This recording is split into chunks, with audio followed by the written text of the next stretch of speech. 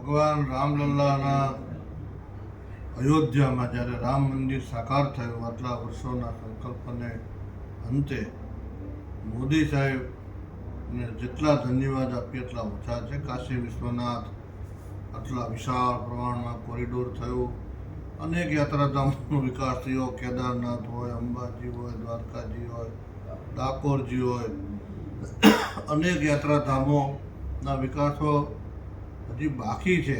ત્યારે 370ની કલમ હોય વગેરે હિન્દુત્વના મુદ્દાને જે લઈને નીકળ્યા છે ભાજપ સરકાર, એને મારી તો અભ્યર્થના વિનંતી કે મત તો ત્યાં જ અપાય કે જે હિન્દુત્વનો મુદ્દો મજબૂત થતો હોય ત્યાં.